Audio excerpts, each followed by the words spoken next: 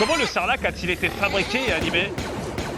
Les séquences Sarlacc n'ont pas été tournées en studio, mais en plein désert de l'Arizona, près de la ville de Yuma, l'équipe profitant ainsi de sa proximité avec sa mer de dunes. Elle correspondait à l'idée que se faisait George Lucas sur la région de Tatooine, visuellement parlant, explorée dans le Retour du Jedi. Le Sarlacc lui-même est installé sur le même site que la barge de Jabba et ses deux esquifs. Immense site de tournage d'un hectare 5, éléments qui seront abordés dans une prochaine vidéo. Mais comme il n'était pas possible de creuser le trou du Sarlacc dans le sable, dû au simple fait qu'il aurait fini par se reboucher tout seul, imaginez les faux raccords pour une séquence tournée sur plusieurs jours, le décor a été intégralement construit au-dessus du niveau du sol et laissé apparaître un trou béant au fond duquel reposait le Sarlacc. Des parties construites ornées dedans en caoutchouc permettant aux cascadeurs de s'y heurter en sécurité ont été assemblées puis peintes. Le décor du Sarlacc était surélevé par rapport au niveau du sol. Il pouvait donc y être dissimulé une chambre pour assurer les trucages durant les prises. Les techniciens y animaient depuis l'intérieur les tentacules et les membranes à l'aide de bâtons et de câbles.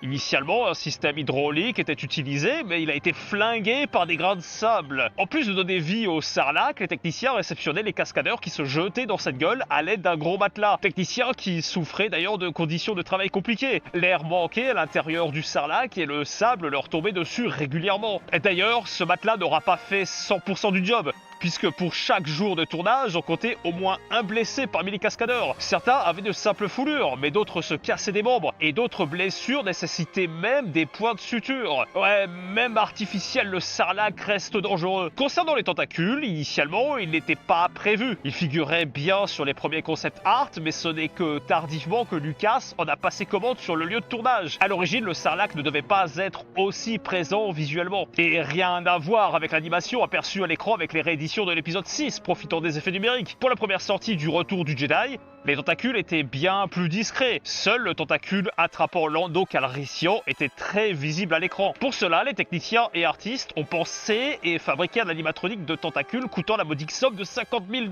Mais ça ne correspondait pas aux attentes de Lucas, qui a demandé à ce qu'une serviette soit roulée autour du pied de Billy Dee Williams, retirée, puis que la séquence soit montée à l'envers. Concernant l'apparence du Sarlacc, celle-ci s'est précisée à l'écran à l'occasion de multiples rééditions profitant des CGI. Les tentacules que l'on voit ici, ainsi que la tête, ont trouvé leur apparence selon les concepts de McQuarrie datant de la production originale. Et le rôle de la créature, lui, a été enregistré au studio par le sound designer Howie Haberman, ayant également enregistré un rôle dans Alien et dans E.T.